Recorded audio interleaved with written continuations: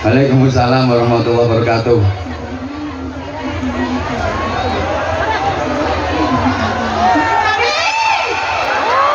Banyuwangi. Saya ini ada cerita ya. Saya dulu di Hongkong. Dulu ada cerita. Dulu di Hongkong tahun 2007. Saya ngepan banget sama abah 2006. Gaji di Hongkong baru 700. Saya belikan Walkman, saya nggak mau ketinggalan suaranya beliau. Benar, tahun itu. Dari zaman gemburis abah sampai zaman modis. Ada kata-kata yang saya ingat ini dulu, kata abah. Oh Islam, Islamnya cuma KTP katanya abah di YouTube. Nah yang masuk surga KTP, orangnya masuk mana? Betul abah?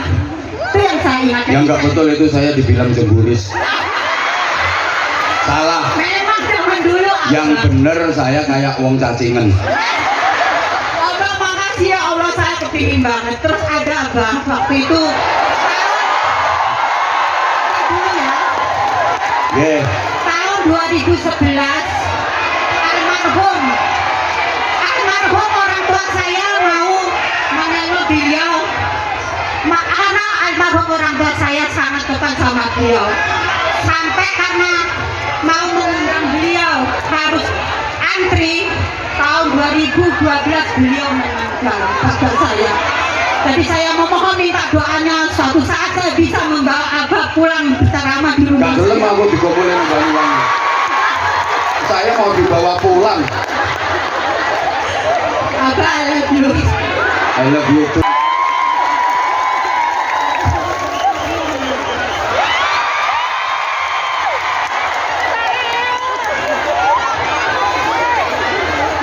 Assalamualaikum warahmatullahi wabarakatuh.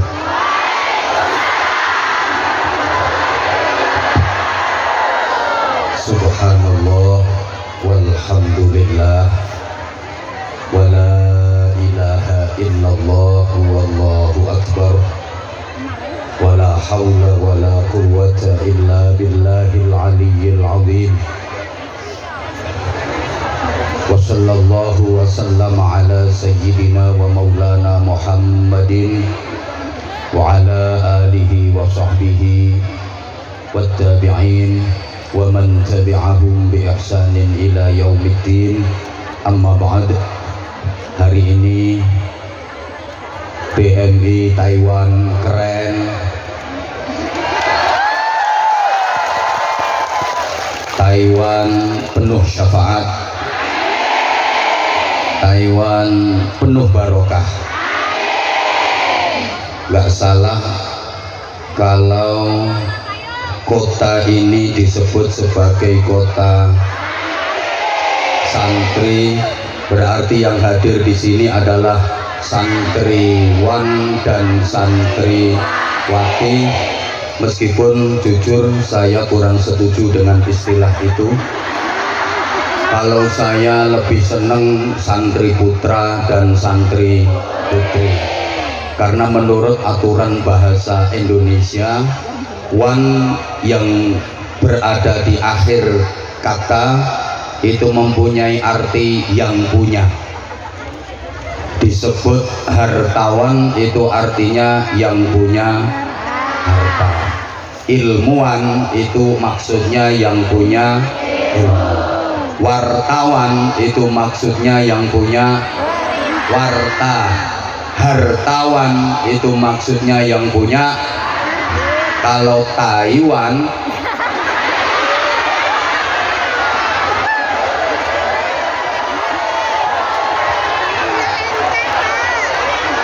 ini aturan bahasa.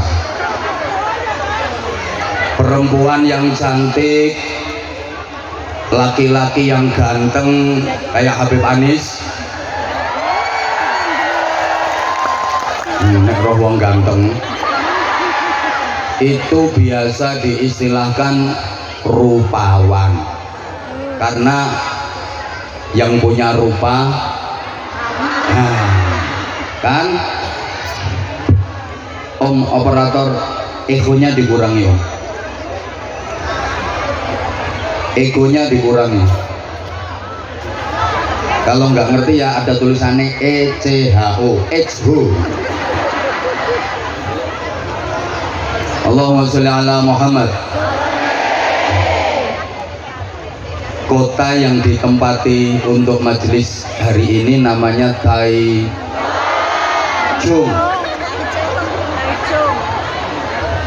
Bener ya? Ya, katanya artinya Chung itu tengah. Ini dari berbagai daerah. Ada yang dari Taichung, ada yang dari Taipei, ada yang itu. Kalau itu Tai tenan itu.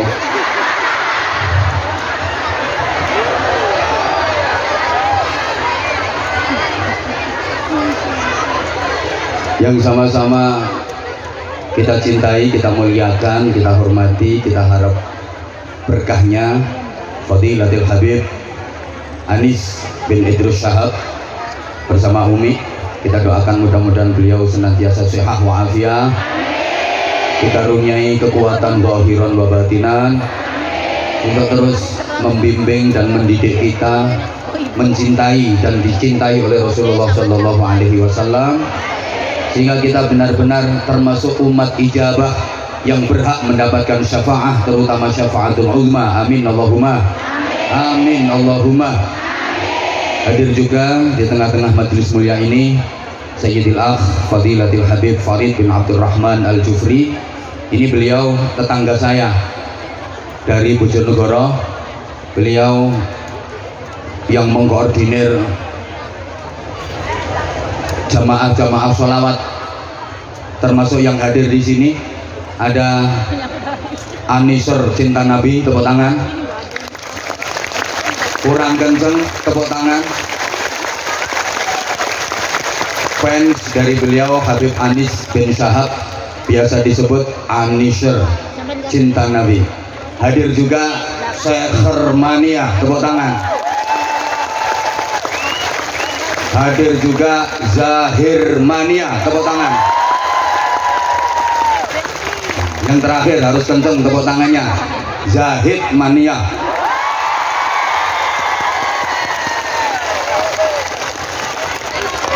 Anza Lovers,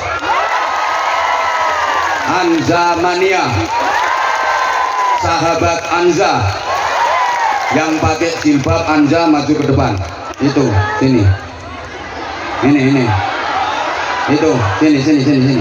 Nah, tak kasih hadiah jilbab lagi. Nah, ini, ayo sini,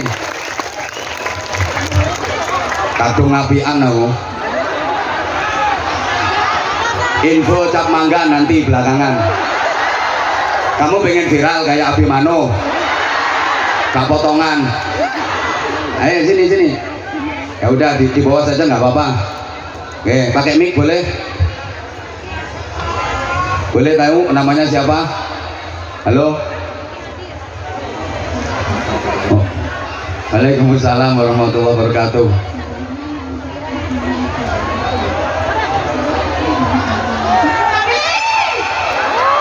Banyuwangi. Saya ini ada cerita ya. Saya dulu di Hongkong. Dulu ada cerita. Dulu di Hongkong tahun 2007. Saya ngepan banget sama abang 2006. Gaji di Hongkong baru 700. Saya belikan Walkman, saya nggak mau ketinggalan suaranya beliau. Benar, tahun itu. Dari zaman gemburis abang sampai zaman modis. Ada kata-kata yang saya ingat ini dulu, kata abang. Oh Islamnya cuma KTP, katanya abang di YouTube. Nah yang masuk surga KTP, orangnya masuk mana? Betul abang? Itu yang saya ingat. Yang nggak betul itu saya dibilang gemburis. Salah. Memang zaman dulu abang. Yang bener saya kayak wong cacingan. Abang makasih ya Allah, saya kepingin banget. Terus ada abang waktu itu dulu ya. Tahun 2011 almarhum orang tua saya mau menengok beliau. Karena almarhum orang tua saya sangat dekat depan sama beliau. Sampai karena mau mengundang beliau harus antri, tahun 2012 beliau meninggal pada saya. Jadi saya memohon minta doanya, suatu saat saya bisa membawa Abah pulang berceramah di rumah. Gak dulu mau dikumpulin uang. Saya mau dibawa pulang. Abah, I love you. I love you too. Kalau I love you ya, kalau aku harus pulang ke rumah kamu enggak lah. Nah ini hadiah untuk penjenengan, nggih. Matur suwun, salam untuk keluarga, nggih. Matur suwun Ibu, nggih. Matur suwun. Minta maaf. Waalaikumsalam warahmatullahi wabarakatuh.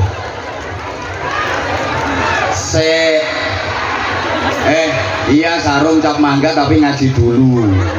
Tenang, tenang. Ini nanti ada bagi-bagi sarung sak pabrik.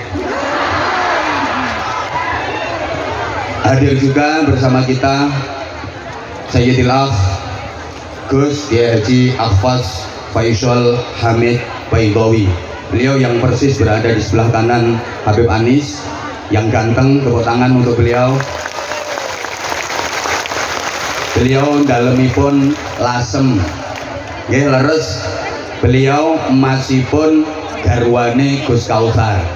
Nah kalau garwanya Gus Ahfaz itu yang duduk di sebelah sana paling cantik pakai kacamata. Nah itu yang pakai jilbab warna hitam itu garwane Gus Ahfaz, tapi masih lebih cantik bojoku menurut aku. Lek menurut Gus Ahfaz ayu ndi Gus?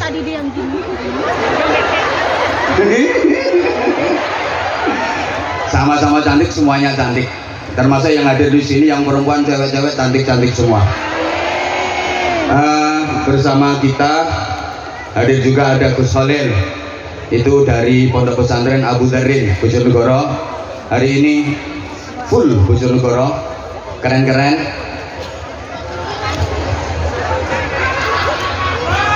Ya, yang ini dari Rembang, Gus Mustafa, pakai Gus. Lah ya sarang Rembang. Kita doakan semuanya mudah-mudahan tetap bisa istiqomah dalam menebarkan ukhuwah Islamiyah, ukhuwah Basyariyah, ukhuwah Wataniyah, i'la'i kalimatillah, menebar kecintaan kepada Rasulullah Shallallahu Alaihi Wasallam.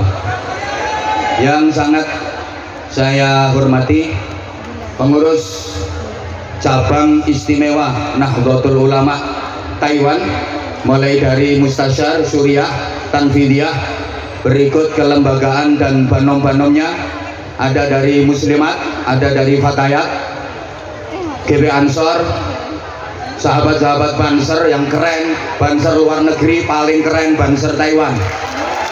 Tepuk tangan untuk Banser Taiwan.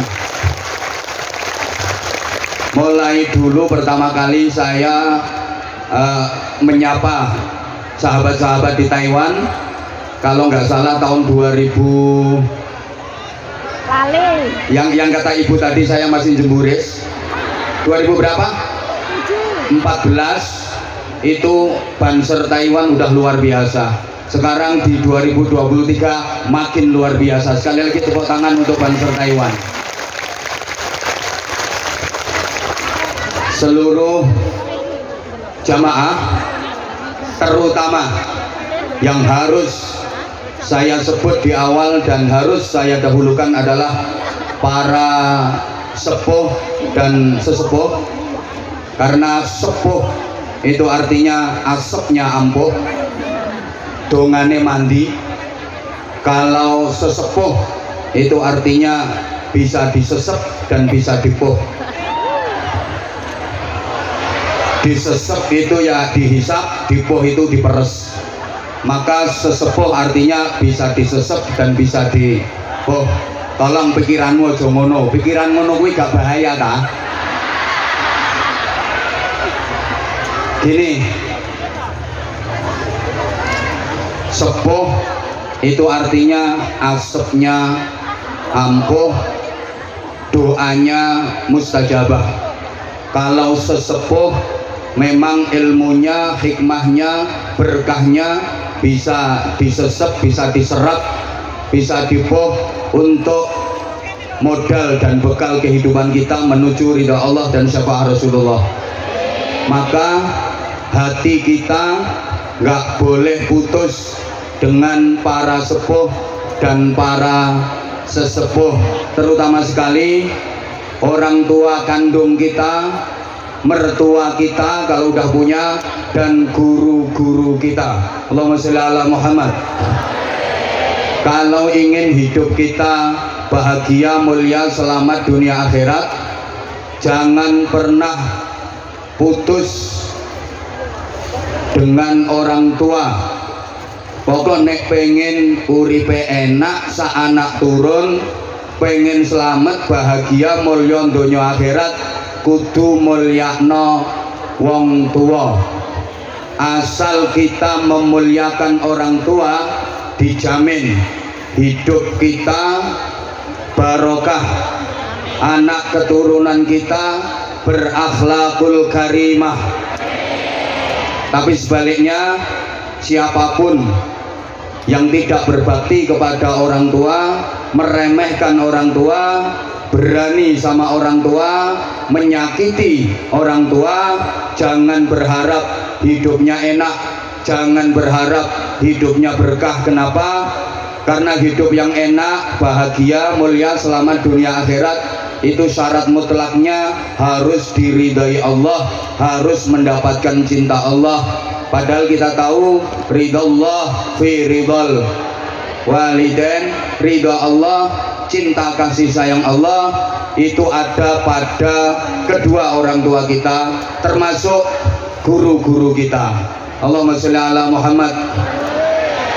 Sehebat-hebatnya anak, kalau nggak dapat ridhonya orang tua, nggak mungkin dia dapat ridhonya Allah, nggak mungkin dia disayang Allah, nggak mungkin dia dicintai Allah. Kalau nggak disayang Allah, nggak dicintai Allah, nggak diridhai Allah, alamat akan menjadi orang yang celaka dunia akhirat. Naudzubillah min, naudzubillah min. Maka pesan saya, meskipun sementara waktu panjenengan semua secara zahir, secara jasad jauh dari orang tua, tapi secara batin hati harus tetap nyambung kepada orang tua, harus tetap birrul walidain, harus tetap memuliakan orang tua, minimal terus dan terus mendoakan orang tua, insya Allah diberi keberkahan. Saya udah sering sampaikan, selamanya anak nggak mungkin bisa membalas budi orang tua, apalagi membalas jasa. Karena apa? Mbok gak direken no. Nggak ada orang tua, nggak ada kita, betul? Samene ada yang ono sing meletek toko watu, ono sing moro-moro gedabuk ceblok toko langit. Nggak ada. Orang tua merawat kita lama. Kita kalaupun nanti merawat orang tua nggak akan lama. Orang tua ngerawat kita itu yang dinanti-nanti, yang ditunggu hidupnya kita, yang diharapkan hidupnya kita. Tapi kita kalaupun nanti merawat orang tua itu cuma nunggu matinya, betul? Orang tua tuh mau gantiin sakit anaknya, tapi anak nggak bakal mau gantiin sakit orang tuanya. Coba yang udah jadi orang tua pasti merasakan, punya anak kecil demam, batuk, pilek, ini orang tua semalaman nggak tidur demi nungguin anak, nangis berdoa kepada Allah, ya Allah biarkan saya yang gantiin sakit anak saya, yang penting anak saya sembuh, betul? Jadi orang tua mau gantiin sakitnya anak, tapi anak nggak mungkin mau gantiin sakitnya orang tua. Coba misalnya sampeyan duwe bapak pikun, dan donga nang Gusti Allah, ya Allah Gusti kula mawon sing genteni pikun, yang penting bapak saya sehat. Urun boten? Allah karim. Ibu punya anak demam, pilek, irunge buntu, kebunton umbel, diapakno? Sedot, umbel lho dicucuk. Ayo saiki gantian. Bapak sampean pilek, irunge meler, umbele nglewer. Ini Pak tak dilatane umbelmu. Maka sekali lagi itu baru urusan dunia. Selamanya anak nggak mungkin bisa membalas budi orang tua. Kalau orang Jawa bilang senenge wong tua nang anak iku ibarat sak kelopo, senenge anak nang wong tua ibarat sak upo. Sak gede-gedene upo gak bakal iso ngalahno klopo walaupun klopone kecentet. Sak gede-gedene kasih sayang anak ke orang tua gak bakal bisa mengalahkan cinta orang tua ke anak, apalagi ibu. Cinta ibu sepanjang jalan, cinta anak sepanjang galah kedawan kilan. Jadi cinta ibu sepanjang jalan, kalau cinta anak sepanjang hilang. Mudah-mudahan kedua orang tua kita yang masih hidup dipanjangkan usianya, disehatkan badannya, dikuatkan imannya, diistiqomahkan ibadahnya. Yang sudah wafat diampuni seluruh dosa-dosanya, diterima seluruh amal ibadahnya, dijauhkan dari azab dan fitnah alam kubur, diselamatkan dari siksa neraka, digolongkan termasuk ahli surga. Maka sekali lagi sesepuh harus saya dahulukan. Ini ada sesepuh Gus Ahfaz, ada sesepuh Habib Anis, ada sesepuh Habib Farid, harus saya dahulukan karena kemungkinan besar beliau bertiga yang sesepuh itu akan mendahului saya. Iya kan,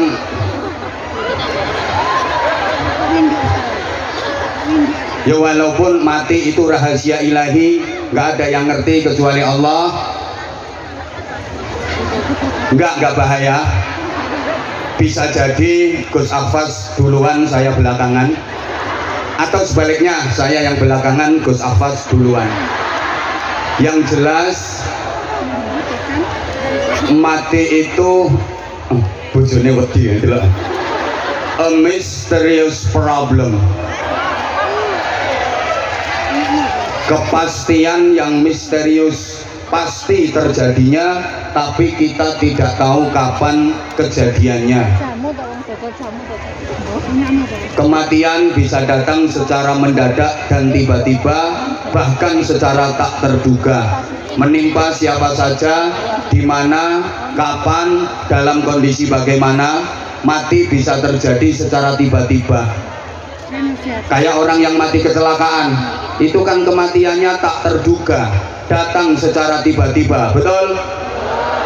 Saya pernah ngalami, ngelihat sendiri, maksudnya saya menyaksikan dengan mata kepala saya sendiri. Ada teman saya yang ngalami kejadian itu, membuktikan bahwa mati bisa terjadi secara mendadak, tiba-tiba dan tak terduga.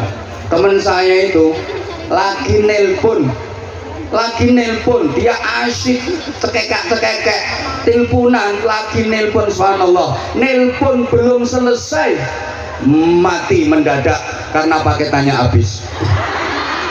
Jadi gak bahaya. Jadi dia kaget, lah mati, ternyata paketannya habis. Ini kan bukti bahwa kematian itu bisa terjadi secara mendadak, tiba-tiba dan tak terduga. Ada orang mancing di kali, mancing di pinggir kali, dia mancing sambil merokok, kebal kebul, karena dia termasuk ahli hisab.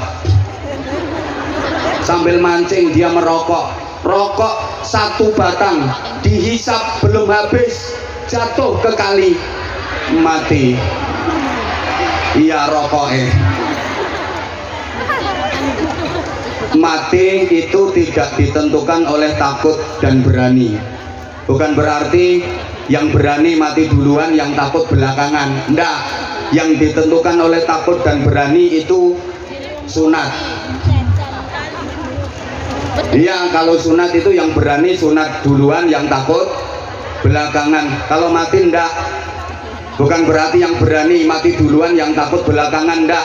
Kadang-kadang yang berani maju perang, enggak mati-mati, malah bisa membunuh banyak orang. Yang takut wedi ngungsi, mati disian mergo kebom. Coba yang tua sama yang muda matinya duluan yang mana? Enggak mesti.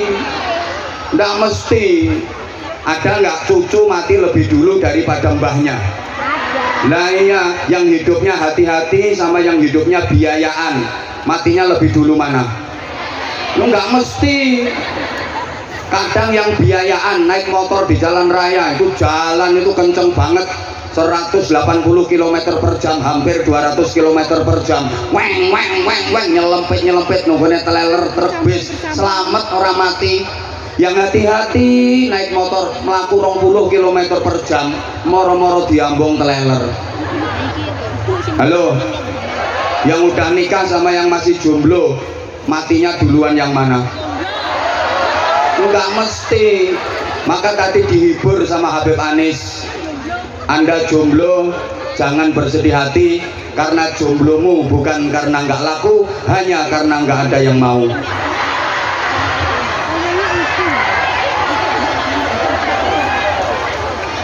Mati juga nggak harus sakit dulu.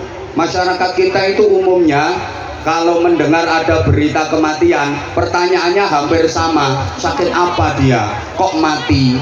Seakan-akan mati itu harus sakit dulu, padahal syarat mati nggak harus sakit. Betul? Betul? Orang sehat, seger kewarasan, segar bugar, mati mendadak, ada apa enggak? Kurang semangat. Orang yang sehat, seger waras, mati tiba-tiba, mati mendadak, apa enggak? Ada apa enggak? Ada apa enggak? Nah, bisa jadi selama saya ngaji ada yang nggak merhatiin omong-omong dewe, nanti akan mati mendadak. Nggak harus sakit dulu. Memang sakit itu salah satu asbab kematian, tapi mati nggak harus sakit dulu. Sakit itu kadang-kadang cara Allah untuk mencintai hambanya, cara Allah untuk menyayangi hambanya. Lo disayang kok dikei loro, ya justru itu dikasih sakit sama Allah agar dia makin dekat kepada Allah. Dikei penyakit cek gelem marek nang Gusti Allah. Kenyataannya banyak, saudaraku, orang yang ibadahnya lebih bagus, lebih bermutu, lebih berkualitas ketika sakit daripada ketika sehat. Sehatnya nakal, begitu sakit taubat, begitu sakit dia jadi bagus dan berkualitas ibadahnya. Ada apa enggak kira-kira? Banyak. Ini orangnya datang kok, datang pakai jilbab warna coklat. Wah, ketika sehat itu nakal banget. Maaf, hobinya karaoke, suka ke night club. Night club itu bahasa Arabnya nurul zolam, soalnya lampunya biarpet, musiknya keren, acup.